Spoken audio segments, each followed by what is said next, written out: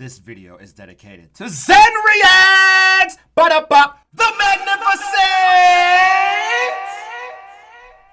You wanted me to react to a crap guide to Final Fantasy XIV. Guess what? Oh, chicken butt, maybe? You remember all those Final Fantasy XIV cinematics I had you watch? Yes, I should probably make a whole playlist about that. There's so many. Well, this past weekend was the Final Fantasy XIV convention, and they just revealed the new expansion, so within the coming months, I may have a new cinematic for you to watch. Okay, I'm here for it. In the meantime, I thought this would provide a little bit, what? I just added that word in there. Insight into the game itself. Everyone do me a solid follow Zen Reacts on his YouTube channel. Lid, you know what it is, baby. This is a Patreon request. The first one is a crap guide to Final Fantasy XIV tanks. There's a disclaimer, oh boy. This is meant as a joke and is not at all a super serious, in-depth guide to Final Fantasy XIV. The fact that we have to say this is just, it baffles me. Any jabs I throw at anyone's way of playing the game are merely for comedic purposes only, especially when it comes to people's skill and performance and playing their role. There's nothing wrong with making mistakes or not playing 100% efficiently. Everybody does it. Nobody is perfect except for me. Enjoy. Okay. Oh, I get it. Okay. What up, warriors of fartness? I bet you don't have the slightest clue how to play this eyeball-melting anime game. Oh, sure, you probably know that you can beat up enemies by clicking on them until they die, but do you know how to find a static in your FC to help you prog uwu? I bet you don't even know what any of those words mean, so sit down, shut up, and eat your 𝘃𝙀𝙀𝙀𝙀, because I'm gonna teach you what thee mayhap not knoweth, thy noobliness. Welcome to a crap guide to Final Fantasy. I'm scared. First of all, hello? I'm scared because this is giving me Maxor, and okay, brain. You can do this. We can do this. We're strong. Please.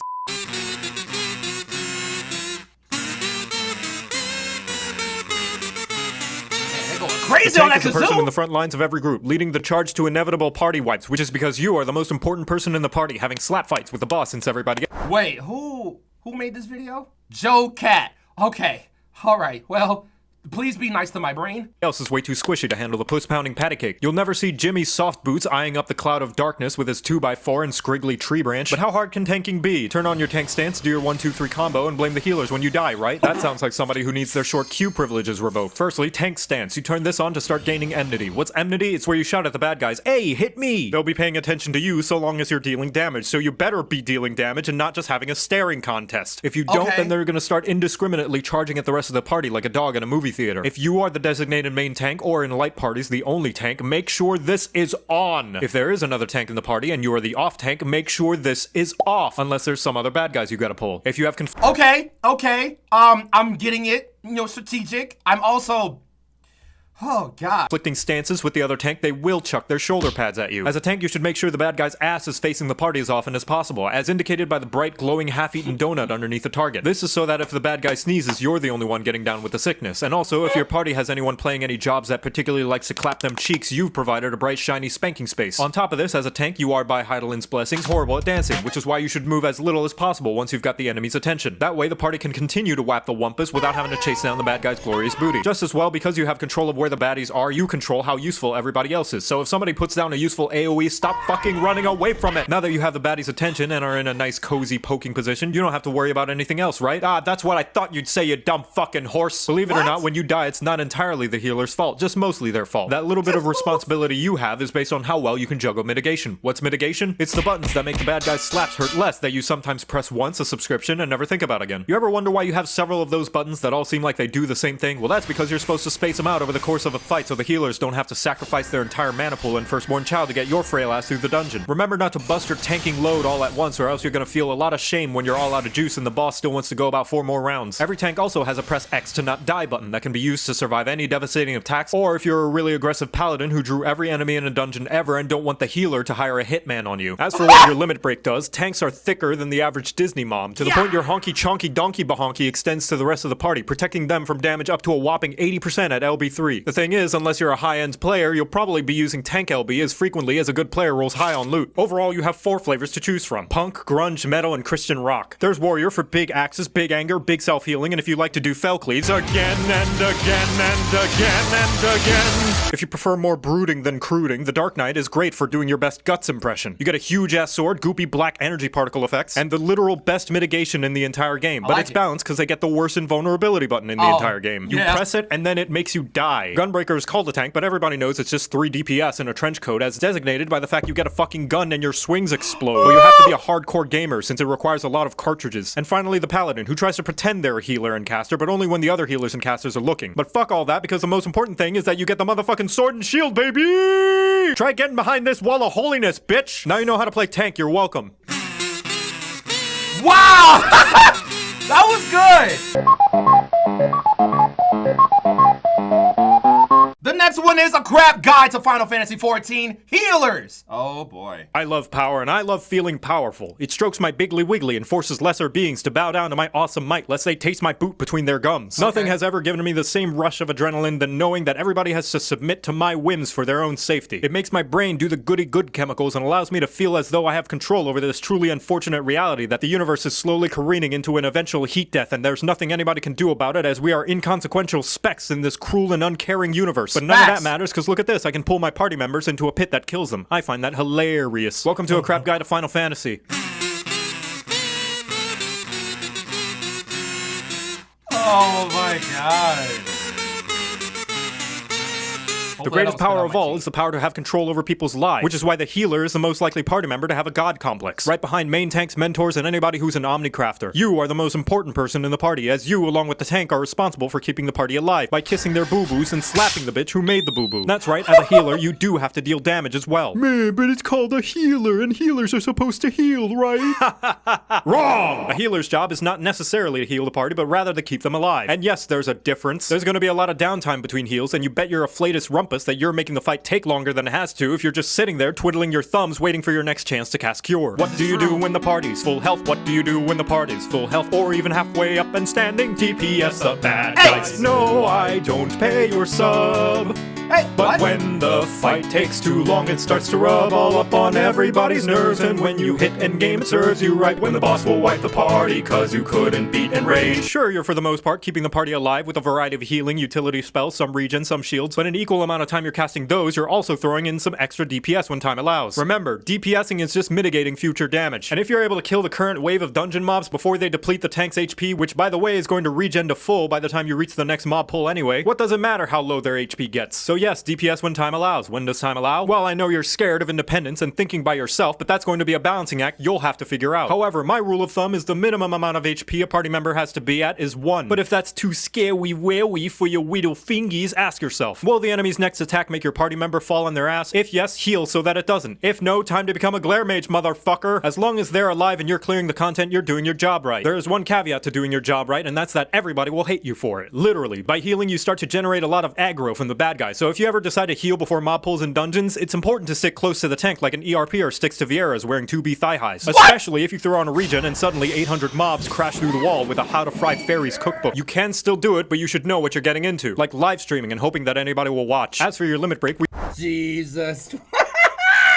we heard you like healing, so we put more healing in your healing so you can heal while you heal. Unfortunately, you won't be using any limit break aside from LB3 because LB1 and 2 just heal the party, and you already have plenty of band-aids and popsicles to do that on your own. LB3, however, is so potent in healing it resurrects everybody in the party back from the dead instantaneously. But they will have to do the thriller afterwards, so it's best to be safe for when you at least have enough people to make a backup dancing crew. For the flavors of healer, we have 3 boomers and the new kid on the block who bought a Glock and has a TikTok. The white mage is the most straightforward. You heal when a buddy is hurt and you attack when they're not. Just about everything in your arsenal is all about feeding them so much it'll make an inflation artist blush in embarrassment. You're also equipped with the best AoE skill in the entire game and the ability to never run out of mana unless you're really, really bad. Best of all, when your buddies get hurt, you can heal them to harness their blood for the blood lily. But let's say you want to play white mage, but you like tarot readings and star signs like a suburban woman in her mid to late 20s. Astrologian is probably for you. You draw cards that will enhance the abilities of your party members and you fill the arena with enough space dust and constellations that you'll need 5 layers of sunglasses to see. Taking this job will also teach you how to build a bomb.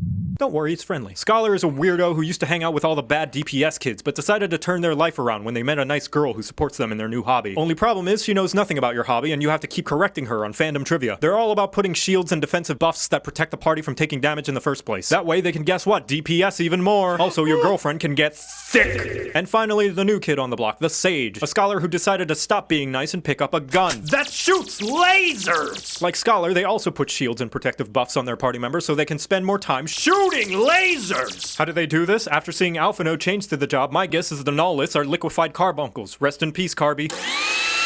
And now you know how to play healer. You're welcome. This kazoo is killing me in the best way possible. Alright. The last one being a crap guide to Final Fantasy XIV DPS. Everybody likes to do damage, and don't pretend like you don't, because I know you're lying. Otherwise, why would you be playing an RPG with core mechanics such as leveling up, getting stronger, and looking fashionable as fuck? It's to do massive numbers on the other guys until their numbers are so small they match the PP size of anybody who doesn't commend at the end of a duty. The other members leaving too quickly is no excuse. How do you expect to move quick enough to avoid AoEs if you can't even move quick enough to tell your allies they're doing a great job and that their glamour is sexy? Is that uncharacteristically nice of me? Maybe, but it means I get to steal the LB3 from the only melee in the group. Welcome to a crap guide to Final Fantasy. Okay.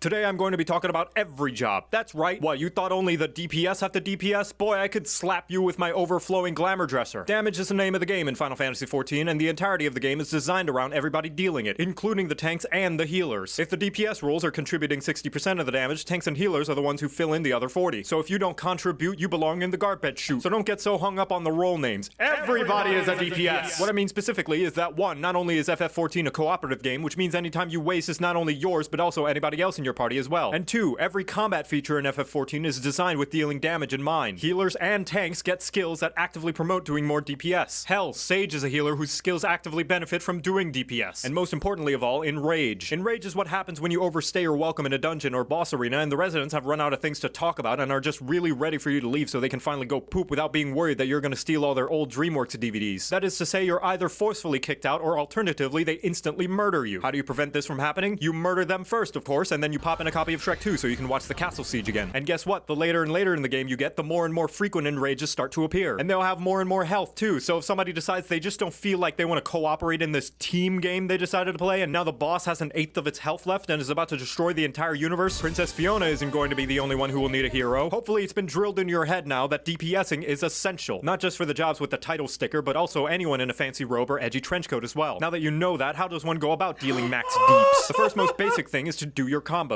Press a button. See another button light up? Press that one. Congratulations, you have successfully completed a combo. And doing so will reap a myriad of benefits, from putting damage over time on your target, gaining mana, doing your taxes, or any variety of other additional effects. But mostly, it all achieves the same goal of dealing more damage. Secondly, you want to press these skills that the game labels as abilities and the community calls off-global cooldowns, or OGCDs for short. More like OGCDs nuts! I personally call them free damage buttons. They cost you nothing and there's literally no reason not to press them while your normal cooldown is rolling. But this one has a long cooldown. What if I need it later? No, it doesn't. Shut up. The cooldowns in this game are so short you might as well press them, because by the time you need them again, whoop, they're back up. Not to mention, many jobs require you to press those free damage buttons to unlock even spankier damage buttons. So use your goddamn free damage buttons. It's free damage! The next rule of DPSing is knowing your ABCs. Always be casting! This means mashing away at your keyboard like a tickle monster working double time. More specifically, it means that the best way to make sure you are doing the most damage that you can is to always have your global cooldown going. Even if it means accidentally pressing the wrong skill like the single brain cell that you are. Because if you're always pressing buttons, even the suboptimal one, you are doing more damage than if you weren't. And doing damage is always better than not doing damage.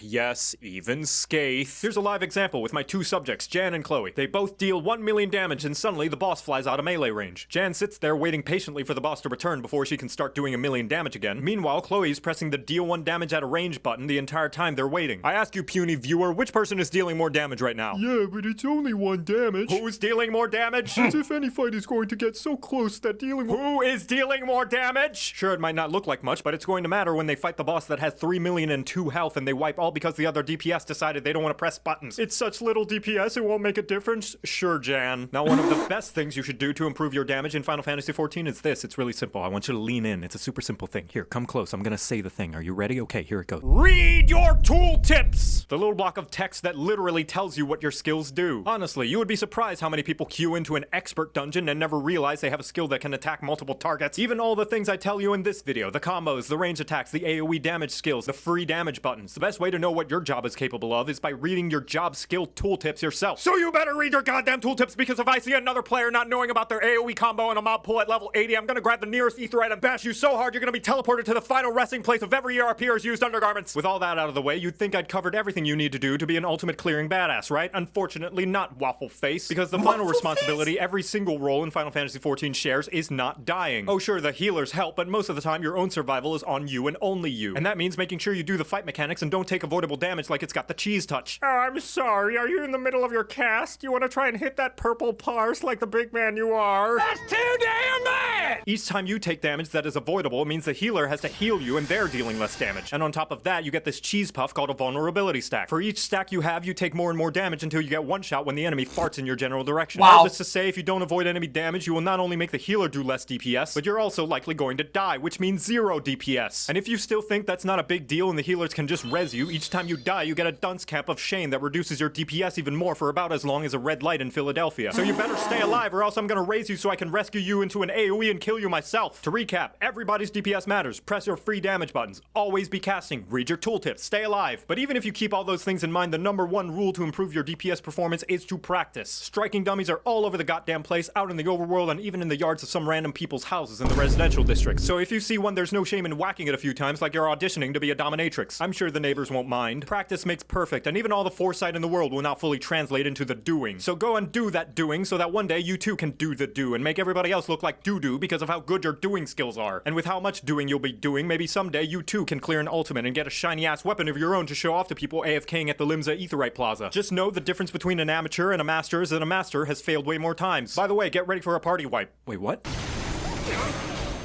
Congratulations, you're now better at the game than you were 5 seconds ago. Oh! And now you know how to DPS, you're welcome. Oh, finally my Q just popped. No, one of the other party members withdrew. Ah, fuck!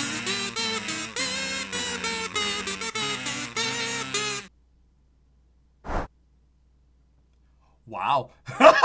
Bye, have a beautiful time. Thank you. That was... My goodness, that was... Wow, you know?